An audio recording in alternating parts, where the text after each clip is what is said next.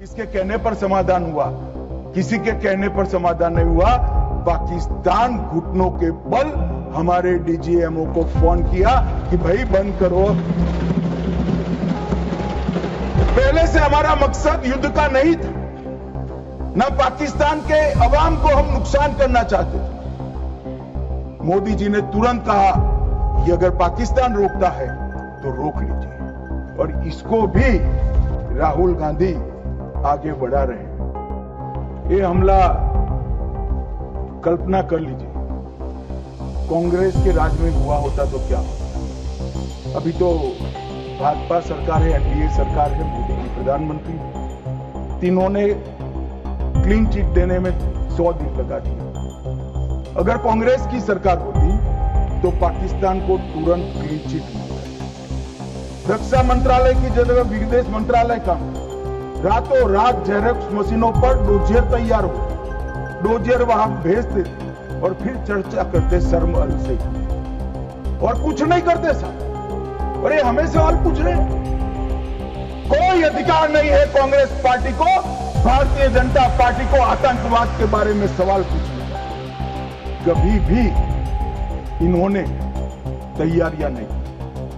चीन के कई जवानों ने, चीन की लड़ाई के बाद भी हमारे पास बंदूक छोड़िए, कारतूस छोड़िए, नमक, चीनी और माचिस भी उपलब्ध नहीं थी।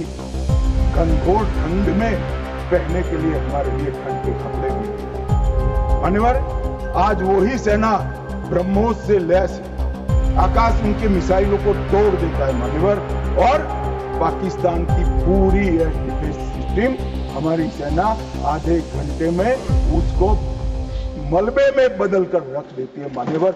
ये नरेंद्र मोदी के शासन में, मोदी जी के शासन में क्या 2 दिन पहले, अब बैठे नहीं है, चिदंबरम साहब को बैठना चाहिए था। उन्होंने सवेरे मेरे इस्तीफे की मांग के साथ एक प्रश्न उठाया कि भारत सरकार ने ऑपरेशन सिंदूर करा।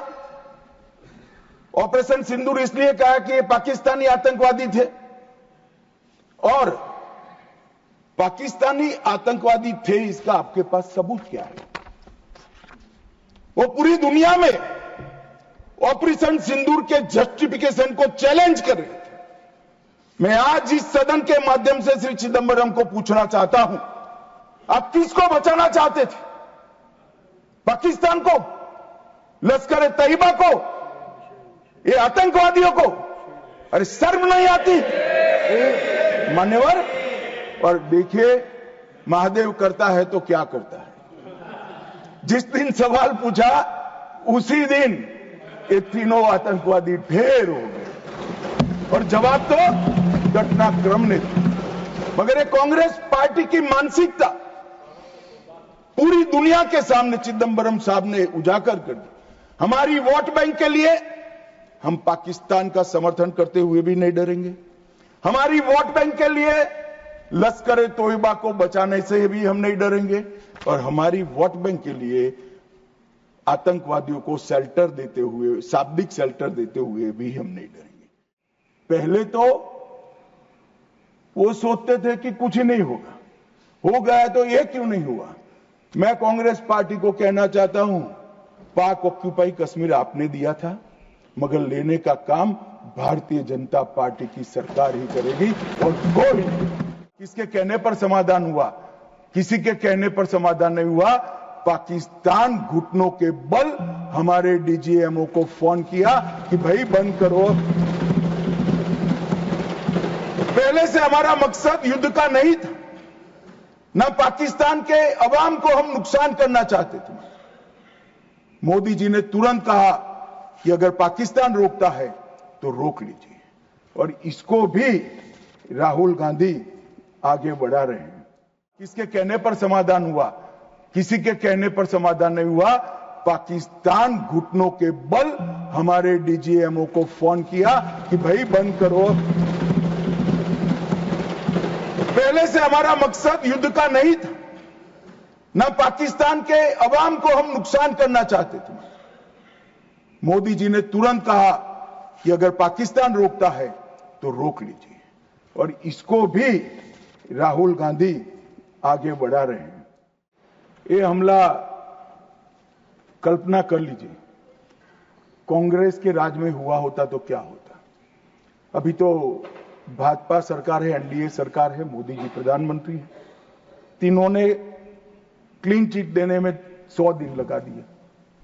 अगर कांग्रेस की सरकार होती तो पाकिस्तान को तुरंत क्लीन चिट मिल जाएगा। रक्षा मंत्रालय की जगह विदेश मंत्रालय काम करता, रातों रात जेरॉक्स मशीनों पर डोजियर तैयार होते, डोजियर वहां भेजते थे और फिर चर्चा करते शर्म अल शेख में, और कुछ नहीं करते साहब। और ये हमें सवाल पूछ रहे, कोई अधिकार नहीं है कांग्रेस पार्टी को, भारतीय जनता पार्टी को आतंकवाद के बारे में सवाल पूछने का। कभी भी इन्होंने तैयारियां नहीं की। चीन के कई जवानों ने चीन की लड़ाई के बाद लिखा, हमारे पास बंदूक छोड़िए, कारतूस छोड़िए, नमक, चीनी और माचिस भी उपलब्ध नहीं थी। घनघोर ठंड में पहनने के लिए हमारे लिए ठंड के कपड़े भी नहीं थे। मान्यवर, आज वही सेना ब्रह्मोस से लैस है, आकाश उनके मिसाइलों को तोड़ देता है मान्यवर, और पाकिस्तान की पूरी एयर डिफेंस सिस्टम हमारी सेना आधे घंटे में उसको मलबे में बदल कर रख देती है मान्यवर।